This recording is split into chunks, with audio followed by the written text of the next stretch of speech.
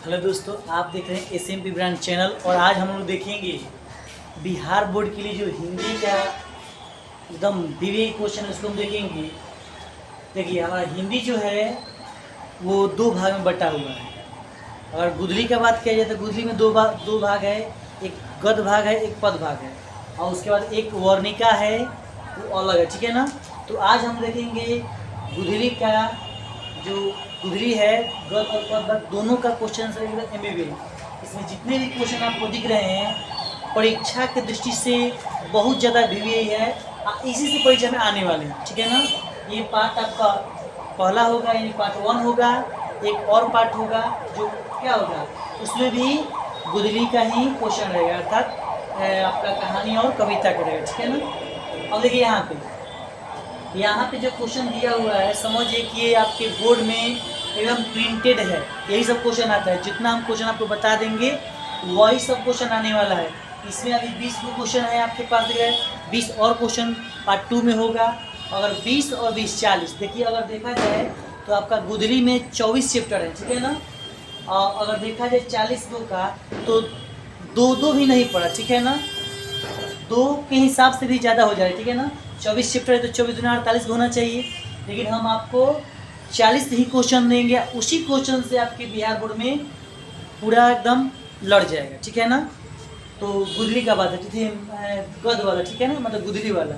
वर्णिका के लिए एक वीडियो बनाएंगे, उसमें लगभग 10 या 12 क्वेश्चन होंगे, और उससे पूरा एकदम सेम टू सेम वहाँ से क्वेश्चन आ जाएगा। और लगातार आपको निबंध का भी बता देंगे। निबंध 10 नहीं 5 या 7 बता देंगे, उसमें से आपका 2-3 आ ही जाएगा।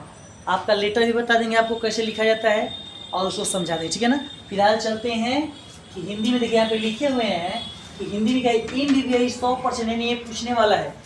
अगर आप अभी से लगभग आपके पास 25 या 26 दिन आपके पास है, अगर 2 क्वेश्चन अगर याद आप करते हैं तो बिल्कुल परीक्षा तक आप याद कर पाएंगे। ठीक है ना। तो देखते हैं पहला क्वेश्चन क्या है आपके बोर्ड के लिए। बताया है कि कवि किसके बिना संसार में जन्म लेना व्यर्थ मानता है।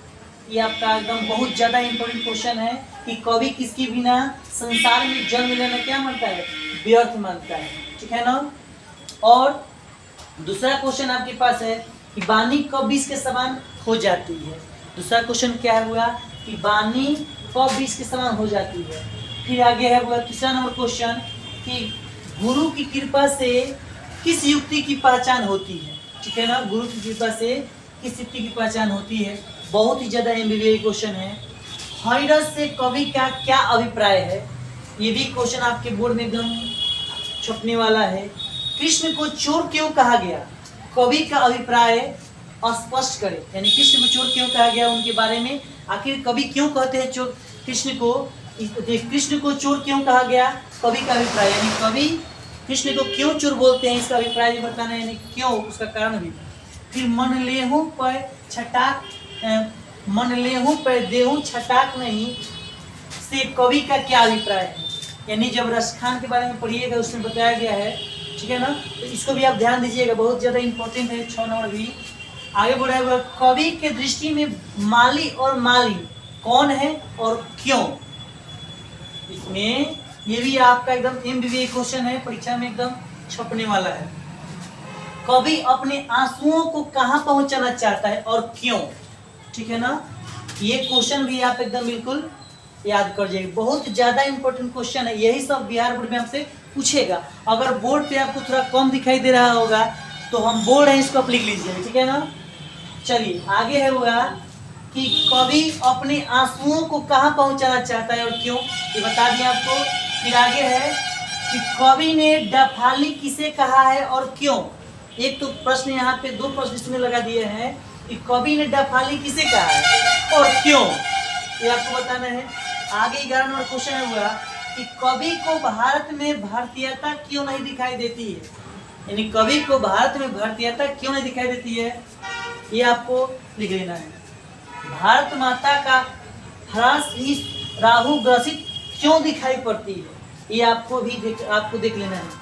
लेखक की दृष्टि में सच्चे भारत के दर्शन कहाँ हो सकते हैं। ये तो एकदम MBBS या परीक्षा में पूछ ही देगा। देखिए और क्यों पूछा कि लेखक दृष्टि में सच्चे भारत का दर्शन कहाँ हो सकता है और क्यों, क्यों का भी आपको जवाब देना है।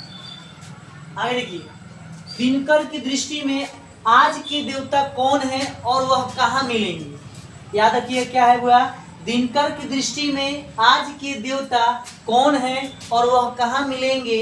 ये बोर्ड में आपका छपने वाला क्वेश्चन है।